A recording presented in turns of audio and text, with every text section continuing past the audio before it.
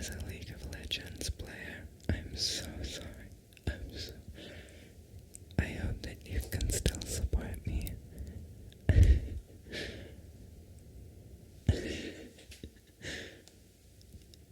Yeah, okay, whatever. I play League of Legends from time to time. And I know what everyone says about it, but today I wanted to just talk your ear off because I love League of Legends lore. I love League of Legends lore. I know so much of it, like way too much. I know way too much of it. So I figured I would just ramble on and on and on, and maybe you might fall asleep. Fall asleep. Fall asleep.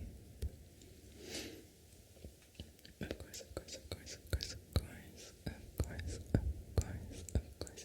This is not an advertisement for League of Legends. I do not recommend you play it.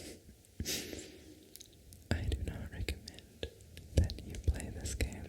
This is not an endorsement of League of Legends.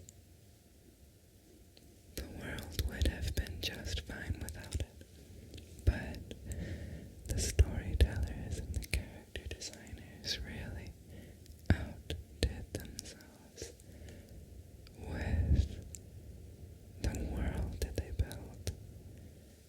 I love it, and it's full of gay people, which I love. I love gay people.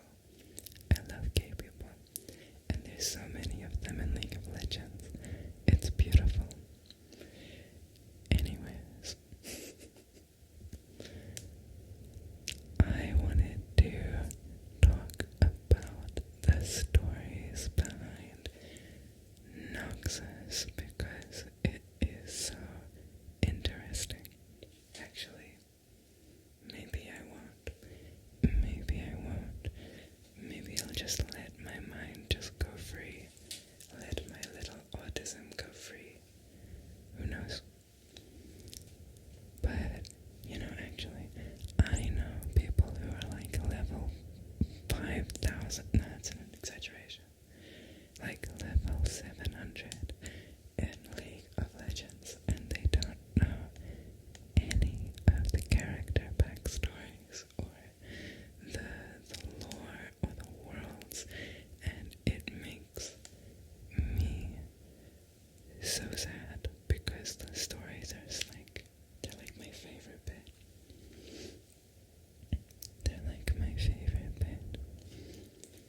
So let's do an overview. And if you really like these stories, then I suggest Nicorette. I hope that's how you pronounce it. But they are a YouTube channel and they do so much lore, and I watch their videos all the time. Anyways, what is the main story of League of Legends? It's a really interesting question. Like, is there a main character? Arguably, yes. It depends. So, essentially, I like to think of it like the Marvel Cinematic Universe, where there are, like, there's one big world or galaxy in the MCU's case. And then there's a bunch of stories that happen inside that universe, governed by, like, that universe's rules, but really, like, the Marvel Cinematic Universe, like, just destroys its own rules all the time. Whatever. But also, there's, like, alternate universes as well in the MCU. Same in League lore. So, the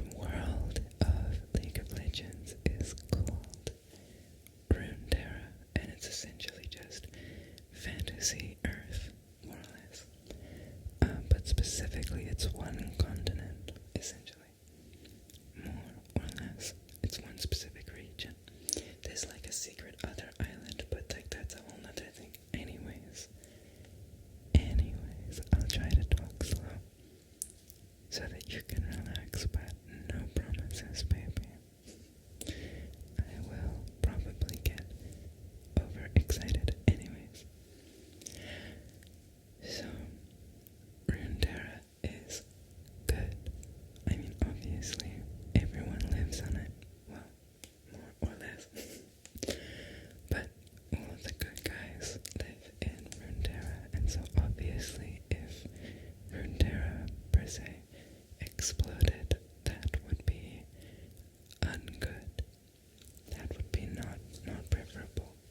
So there are bad guys who wish to destroy or obliterate or control Runeterra, and there's like, I have a funny way of categorizing them. There's like Avengers level threats, you know what I mean? And in terms of like Avengers level threats to Runeterra, there's three main ones. There is three main ones.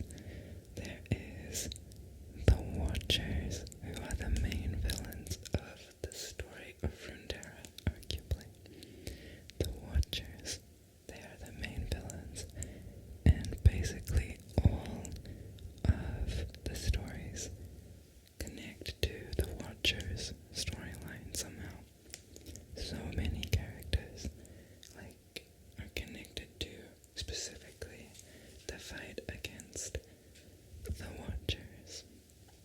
And then we have Mordekaiser, the like king of death. Ooh, he's scary. And then you have Viego, who is the king of the Shadow Isles. Ooh, how dramatic, how dramatic. I don't really like Viego's storyline in the Ruination very much, which is not a hot take. That was quite the fiasco. Essentially,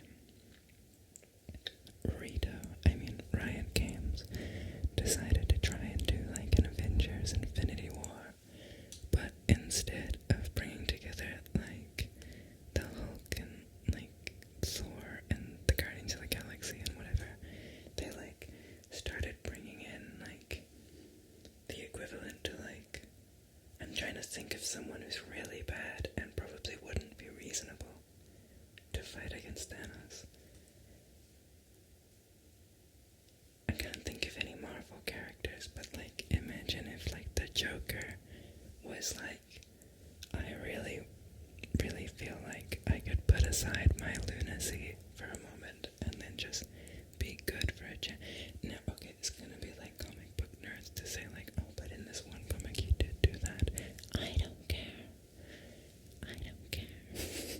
Anyways, that whole event was confusing. Anyways, I'm so distracted. Okay. Focus. Rein it in. Rein it in, Tasha. Rein it in. Okay. So we should start with the Watchers, because that's like the main storyline or whatever. But anyways, in the beginning there was nothing. Well, nothing for the Watchers, that is. The Watchers are these gigantic Eldritch Aura Galactus type beats. Like, they're like big monsters. And they are big monsters, yep, and they like to sleep. So they're just like me for real, if I was big and not small.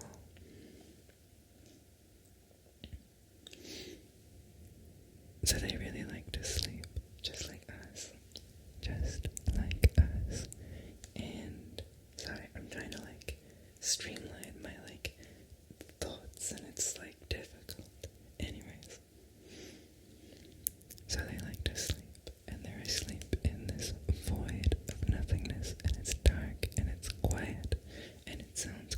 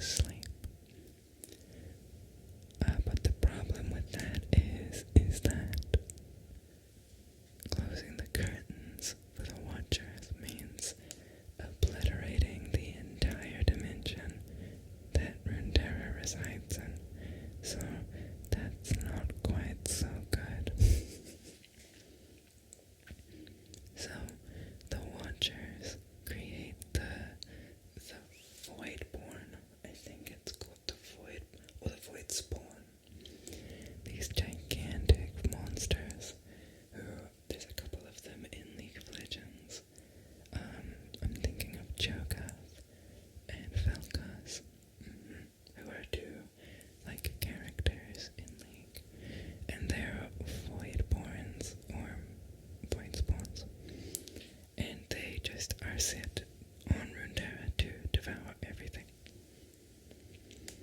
And so that's not quite so good. And initially, well, okay, this is where the story kind of explodes. So the void happens to, like, there are these things called void rifts, and they're giant cracks in reality that, like, allows the void to, like, seep in to Runeterra, and it's where all of the evil creatures come from to destroy the world. And there's a bunch of them all around Runeterra.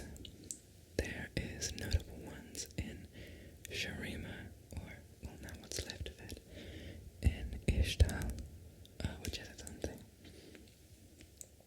In the Freljord, it has huge ones in the Freljord. The Freljord is like a whole thing, and so on and so forth. The one in Shurima is really important, because it has there's so many characters about that one. Yeah. But essentially, all of these characters are trying to stop the Watchers from destroying everything, or they're trying to help it. Like, there's one guy, Malzahar. His name is Malzahar, and he is called the Prophet of the Void. And his whole thing is that he's trying to help. He's like a human dude who was like, he like asked for, like, it was something along the lines of immortality or power, and he was granted it so long as he helps the Watchers to invade Runeterra. Evil.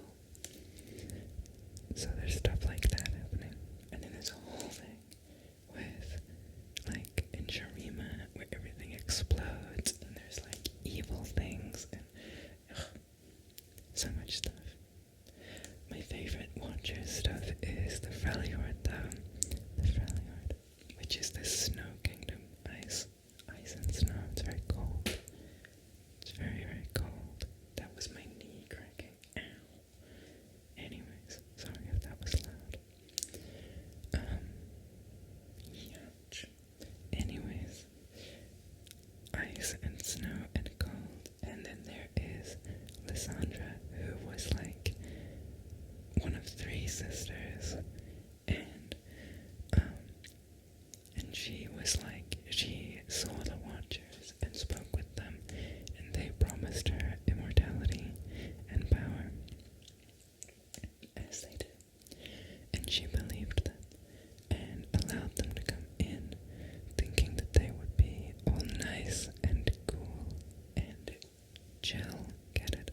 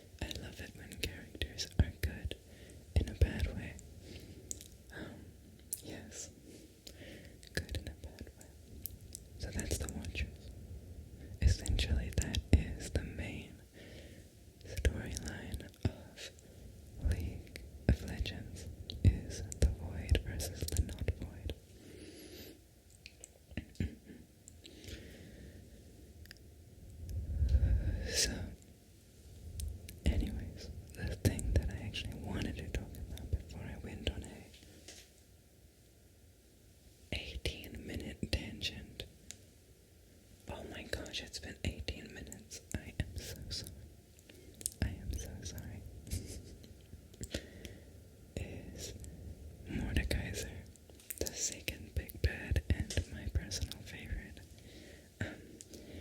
Way back before League of Legends is set, there was an ancient warlord named Sun Uzal, and Sun Uzal believed that if he could commit the most horrific atrocities known to mankind, then he would be granted a place in the Hall of Bones. Imagine like a Valhalla, like a heaven, but just for evil people. Like, I'm talking like World War II war crimes, like levels of evil, and then you get this special heaven or something. Anyways, so he did that. He did the World War II war crime level evil, and he killed like so many people. Such a relaxing topic, I know.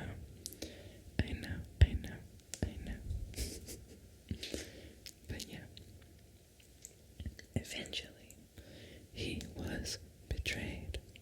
He was betrayed and killed at like his prime by a shadowy figure. But he was chill with that because he had like done all of this awful stuff. So now he gets to go to the Hall of Bones, except what he found there was nothing. An empty limbo spirit realm with the occasional recently deceased spirit ghost floating by on their way to their next destination, or what have you. And Mordekaiser was understandably upset by this. When you find out that your religion has been fake the whole time and you killed all those people for nothing, I could imagine that that would be rather upsetting. So he was rather mad, in fact, very mad. But he did not give up. He did not wander on from that limbo. In fact, he waited. He was patient and spiteful.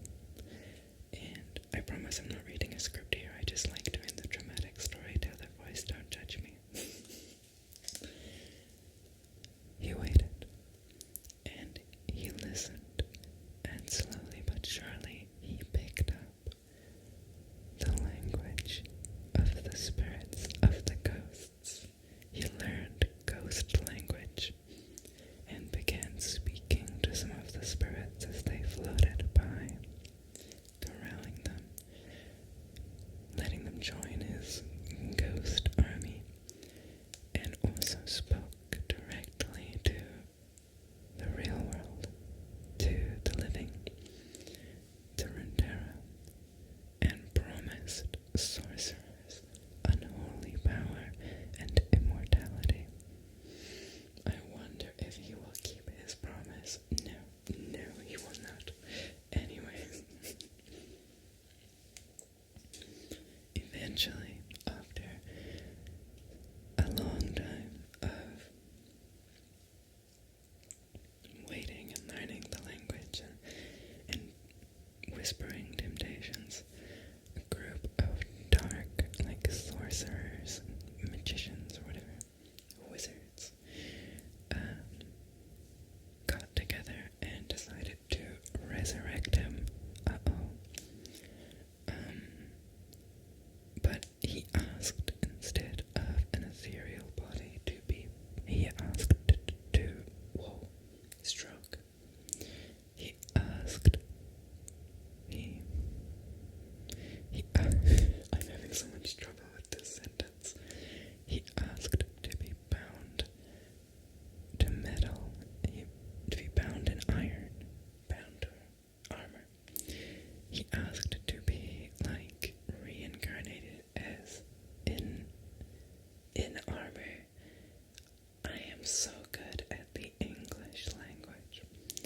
Anyways, they resurrected just like as a spirit inhabiting gigantic 5-ton metal armor, and you can imagine that did not go so well. So Mordekaiser killed all the sorcerers. Surprise, surprise. And entrapped their souls in his bonking stick.